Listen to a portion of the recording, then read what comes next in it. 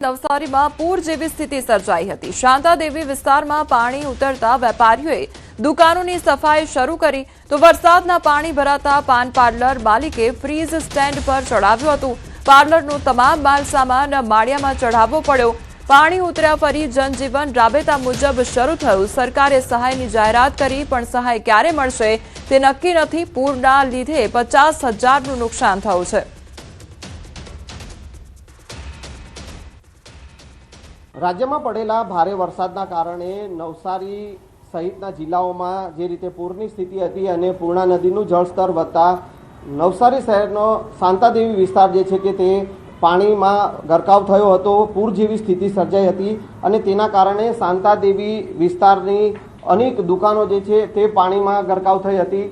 News 18 ગુજરાતીની team અહીંયા ground zero પર છે અને અત્યારે આપ જોઈ શકો છો કે અશોકભાઈ માલાણી કે જેઓ પાન પાર્લરના માલિક છે અને તેઓના પાન પાર્લરમાં સફાઈ કરી રહ્યા છે। 10-11 દિવસમાં ફરી એકવાર પૂર જેવી સ્થિતિ આ વિસ્તારમાં થઈ અને તેના કારણે તેઓને 50,000 જેટલું નુકસાન થયું હોવાનું પણ તેઓ જણાવી રહ્યા છે અને અત્યારે આખો પરિવાર જે છે તે આ દુકાનની સફાઈમાં લાગ્યો છે કારણ કે અહીંયા પાણી ઘૂસી ગયા હતા। 4 થી 5 ફૂટ જેટલા પાણી ઘૂસ્યા હતા અને એ આપ જે દ્રશ્ય જોઈ શકો છો કે તેઓએ જે રીતે પાણી તેમના પાર્લરમાં ઘૂસ્યા અને તેના કારણે ફ્રીજ છે તેને પણ ઉપર એંગલ પર જે છે તે ચડાવવાની ફરજ પડી। સાથે સાથે જે પાન પાર્લરનો જે માલ સામાન જે છે તે અહીંયા ઉપર માળિયામાં મૂકવાની ફરજ પડી કારણ કે આ આખો દુકાન જે પાણીમાં ગરકાવ થઈ હતી અને આખો વિસ્તાર પણ આ જ રીતે પાણીમાં ગરકાવ થયો હતો। અશોકભાઈ પાસેથી જાણીશું। અશોકભાઈ, આ રીતે જે પાણી બીજી વાર આજે પૂર જેવી સ્થિતિ થઈ, તમારે કેટલું નુકસાન થયું અને કઈ રીતે આ સ્થિતિ હતી? નુકસાન 23 તારીખે પણ આવ્યું હતું, 50-60,000 નુકસાન થયું અને અત્યારે 3.5 ફૂટ હતું। અત્યારે માલ સામાન ઉપર મૂકી દીધેલો, અત્યારે આ સાફ સફાઈ કરવી છે। આ બધો માલ સામાન તમારો જે છે તે પલળી ગયો હતો? નહીં, જ્યાં વખતે 23 તારીખે આવ્યું ને મોટી રીતે 6 ફૂટ હતું દુકાનમાં, અત્યારે 3.5 ફૂટ હતું। આ વખતે નુકસાન નથી પણ જ્યાં વખતે 60,000 નુકસાન થયેલું। અને માલ સામાન બધો પછી તમે કઈ રીતે આખો?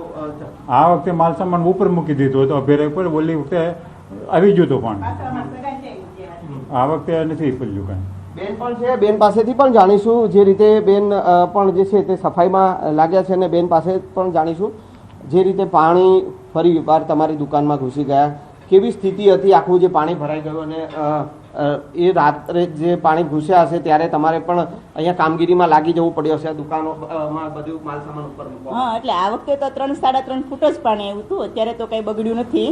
પહેલી વખતે પાણી આવ્યું ત્યારે ફ્રીજ ડૂબી ગયું હતું, ફ્રીજે સ્ટેન્ડ ઉપર તો મૂક્યું હતું પણ 6 ફૂટ પાણી આવ્યું એટલે 2 ફૂટ જેટલું ફ્રીજ પડ્યું હતું। હજી શરૂ કર્યું જ નથી ફ્રીજ, હજી બોલાવ્યા છે રિપેર કરવાવાળા ભાઈને। માલ સામાન થોડો ઘણો બગડી ગયેલો, અત્યારે તો અમે પાછળ સગાને ત્યાં જ મૂકી આવ્યા છીએ ઘણું ખરો સામાન, આ વખતે કંઈ બગડ્યું નથી। તો આ છે જે પાન પાર્લરના માલિક અશોકભાઈ કે જેમની દુકાનમાં પાણી ભરાયા હતા અને તેના કારણે તેઓએ જે છે આ જે ફ્રીજ છે તેને સ્ટેન્ડ ઉપર મૂકવાની ફરજ પડી, માલ સામાન જે છે તેમના સગાને ત્યાં મૂકવાની ફરજ પડી અને કેટલોક માલ સામાન તેઓએ માળિયામાં પણ ચડાવ્યો છે અને તેઓ પણ કહી રહ્યા છે કે 50-60,000 જેટલું નુકસાન તેઓને આ પૂર જે 10 દિવસમાં બીજી વાર પૂરની સ્થિતિ સર્જાઈ અને તે 10 દિવસમાં તેઓને 50-60,000નું નુકસાન થયું છે। કેમેરામેન નિલેશ સોસા સાથે સંજય ટાંક, ન્યૂઝ 18 ગુજરાતી, નવસારી।